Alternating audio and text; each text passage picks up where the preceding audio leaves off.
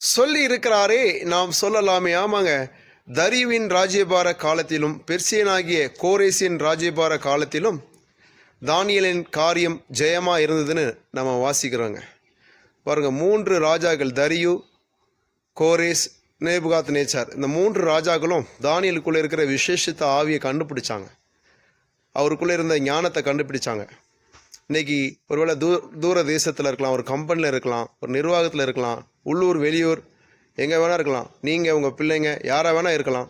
இன்றைக்கி கர்த்தருடைய வார்த்தை உங்களை நோக்கி வருது. தானியேல் எப்படி அந்த தேசத்துக்கு, அந்த ராஜ்யத்துக்கு தேவைப்படுகிறவராக இருந்தாரோ, ராஜாக்கள் எப்படி அவர் தனக்கு வேணும்னு அவரை பத்திரப்படுத்தி கொண்டாங்களோ, உங்கள் கம்பெனி உங்களை பத்திரப்படுத்தி கொள்ளும். நீங்கள் ஒருபோதும் ரிஜெக்ட் பண்ணப்பட மாட்டீங்க. தானியேலின் காரியம் ஜெயமாக இருந்தது போல் உங்கள் காரியம் ஜெயமாக இருக்கும். நீங்கள் தேவையான நபராகவே அந்த கம்பெனிக்கு இருப்பீங்க.